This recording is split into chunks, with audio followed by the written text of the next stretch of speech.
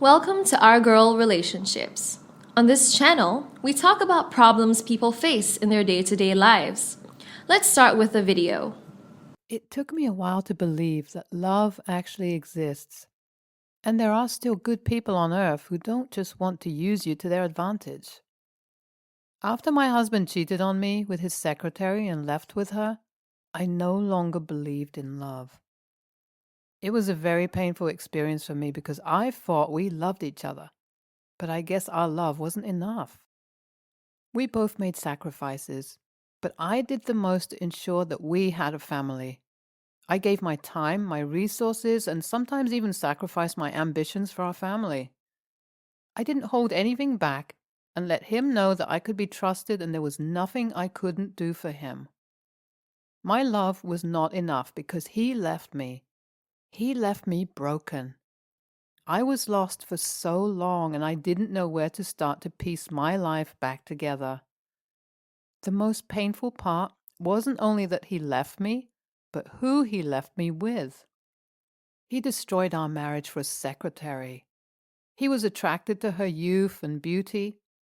I'll be 50 this year and he will be 55. I gave him my youth, but that wasn't enough for him. He wanted more. He started coming home late and wouldn't take certain calls when I was around him. He didn't have time for our child and I anymore, and he wasn't interested in their welfare.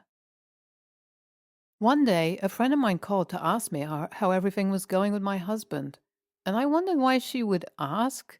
So after replying in the positive, I probed to find out why she was really asking. She said she and her husband had gone on a date, and she saw my husband and his secretary, and they were not behaving formally at all. It looked like they were having a date as well. This confirmed some of my suspicions, but I didn't tell her anything about what had been going on in my marriage. Things got worse between us, and he became less and less interested in us. He either forgot or deliberately ignored my birthday and our anniversary a month later. At this point, I knew we were heading for a separation. I wasn't really a fan of divorce, so dreaded it with everything in me. One day he just left and I tried several times to get to him, but I didn't get through. I finally gave up after about 6 months. I decided it was time to put an end to my misery. I knew that I needed help because of the way things were going, but I didn't know where to get help from or how to go about it. I tried various activities, joined different groups, tried sports to get it off my mind, but nothing worked until I accepted the fact that it was not my fault that my so-called husband had left me, and in fact, it was his loss because I am an incredible person. I healed at my own pace and decided to forgive him and the secretary, even if they never asked for it and didn't deserve it in the first place. We had one kid together. I was low-key happy that it was just one because it would have been a lot on me to take care of all of them at once. My daughter is grown up and engaged to be married. I tried my best to ensure that she didn't feel similar to how I felt when I realized that my husband wasn't coming back. The secretary always seemed so nice to me.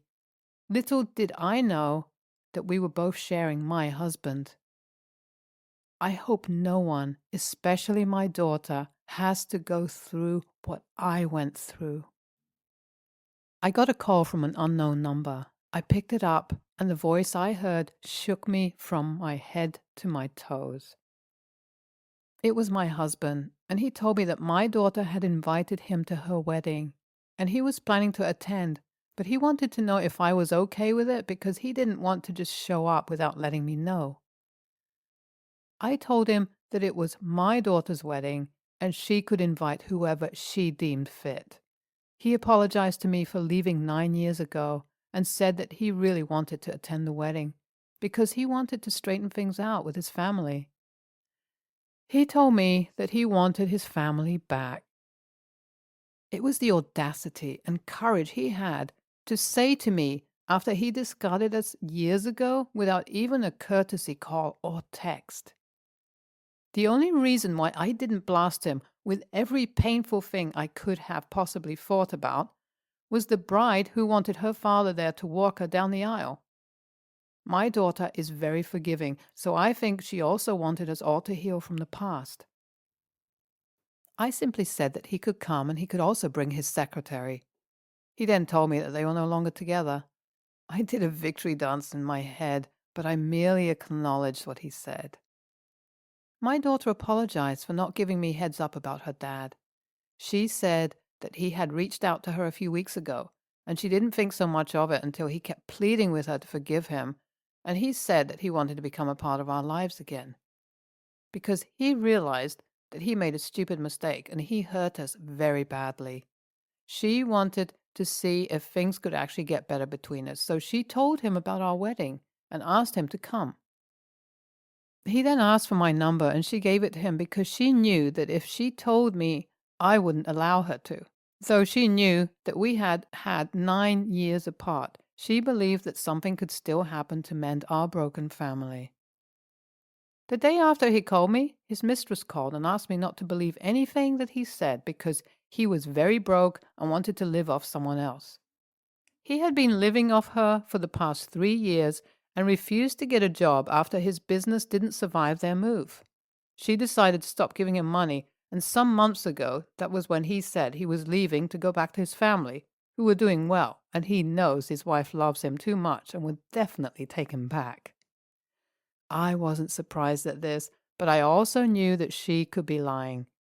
He couldn't hurt me more than he already did, but I wouldn't let him destroy my daughter, who is too forgiving and pure for him.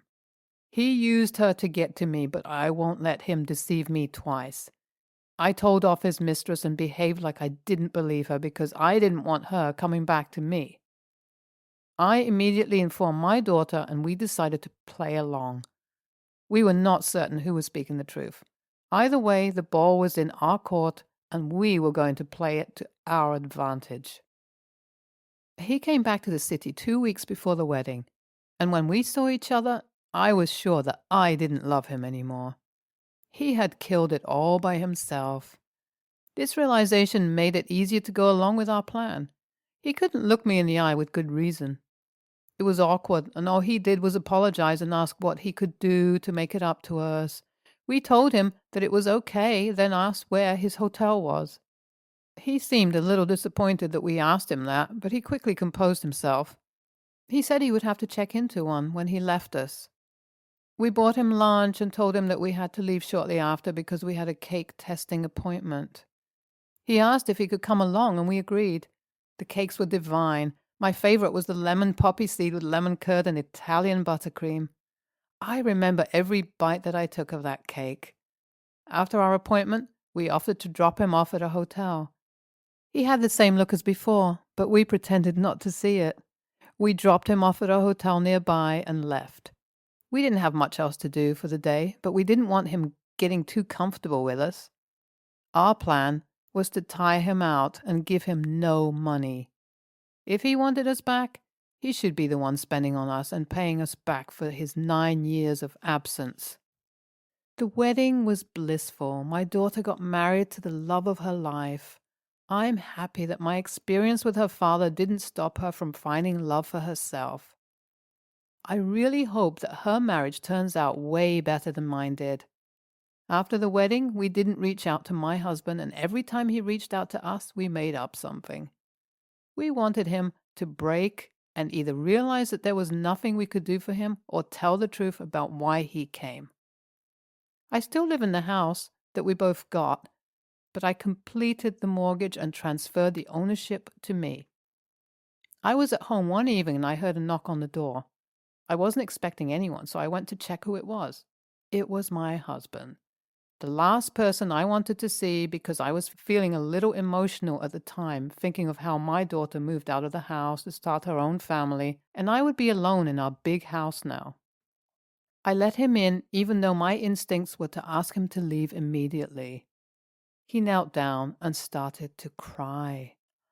I could only think how good of an actor he was if he was doing all of this so that he could get money from me.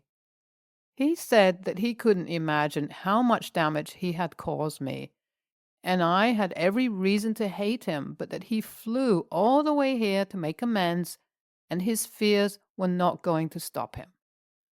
I asked him to tell me why he was really here, and he said because he wanted his family back. Now that caused some rage. I asked him why his mistress told me that he was broke and coming to get money from me because he thought I loved him too much and would do whatever he wanted. I told him that he was right about me loving him too much, and I was blinded by that love to the point where I sacrificed my happiness for his. But the person he knew who did that is dead and wasn't coming back.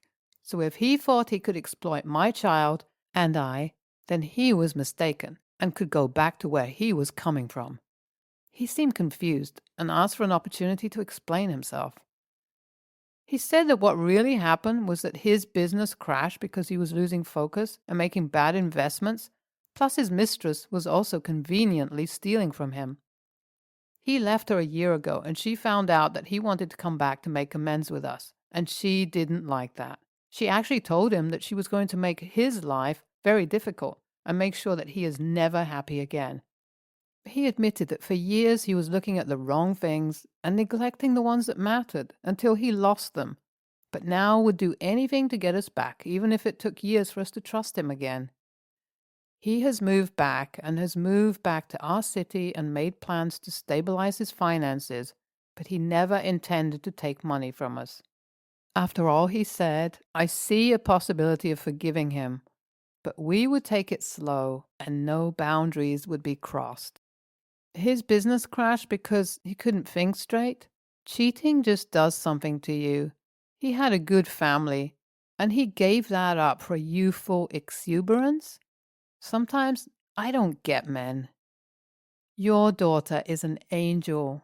I would have blocked him the first time he approached me. You don't play with people's lives and think you can come back whenever you feel like it. Next story. My son, 8, is autistic. We recently enrolled him in a mainstream school, and he is excelling. He is participating more than ever in school. He's interacting with the other students. He's making friends, all of which he used to struggle with a lot. Every day he's making amazing progress with his education, and I couldn't be prouder of him. He recently said when he grows up he wants to join the Air Force and fly planes. My husband and I have been supportive of this.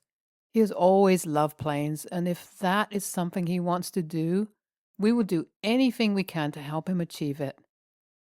My mother-in-law was over today, and he mentioned it. He also mentioned he wanted to move out when he's 18 and have his own house. She instantly started shitting on his ideas and telling him he probably won't be able to do it, and he should think about doing something easier like working in a grocery store. She told him that he should also consider that he will probably not be able to live independently, and that we should consider some of the programs around the city for disabled people. I told my son he can do anything he wants to do in life, and that I'll support him along the way to help him. My mother-in-law pulled me aside later and told me that I was setting him up for failure. He should know that he isn't like everyone else and he can't do what normal people can do, and that I need to accept that he will never move out, or if he does, it will be in a special home for people like him. I told my mother-in-law quite sternly that I am not going to break an 8-year-old's heart and tell him he can't do the one thing he has said he wanted to do. When I was 8, I wanted to be a singer, and as I grew up, I changed my mind. If he changes his mind as he grows up, that's fine. I told her that her views on him not being normal were incredibly ignorant, and if he can't function on his own in the world, then I will deal with it as he gets older. It's not something to worry about now. I told her that she can either stop putting him down for being autistic or leave and never come back. She got huffy with me and walked off, leaving shortly after.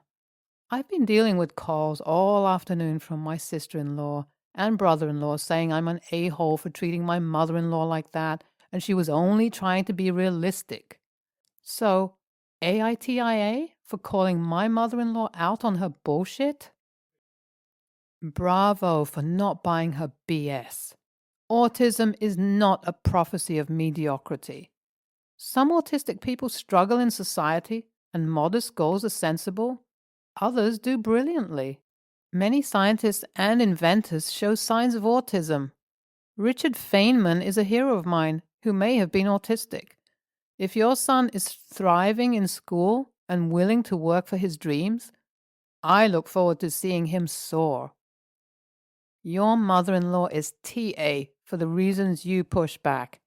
You're prioritizing your child's well-being, self-worth, and self-esteem at a time when he really has no responsibility to be realistic. He should be encouraged. Children often grow to fit the molds we make for them. Next story. My ex-wife and I had very different views about spending money. After the birth of our daughter 3 years back, she started spending a lot of unnecessary money. I tried having discussions with her about budgeting, but she refused, saying that all of it was necessary for her. Some of the expenses were definitely necessary, such as mother's help, maid, cook, etc., and I had no problem with those kinds of expenses that would help her recover from childbirth. But there were others that were purely unnecessary and lavish, such as shopping, etc. It all reached a breaking point when she paid for her brother's college tuition from our joint account without even asking me if I was okay with it. I divorced her, and we got equal custody of our daughter along with me having to pay child support because our daughter was still very small. I had to also give her half of my business. I didn't want to run a business with her, so I sold my business and gave her half the money. I started a new business on my own, and it's doing pretty well now. Today, when I went to my mom's birthday party, my ex was also present. My ex-wife was a family friend, so she is still close to my parents despite our divorce. After dinner, my brothers and I were watching a movie. At that time, my mom came to me and told me she wants to speak to me in private. We stepped out of the house and my ex-wife was waiting for us there. My ex said that she lost all the money that she received from me upon divorce because her investments failed. She said that if I'd been more mature by running the business with her instead of selling it off and protecting just myself, that she wouldn't have been in this position now. She said that she's been evicted from her apartment and doesn't have the money even for a hotel room, and told me that since I caused this, I should let her stay with me in my house. I refused and told her that she can leave our daughter with me for the time being and go stay with one of her friends or something. She started crying, and my mom said I should be more kind to my ex, considering she's a close family friend.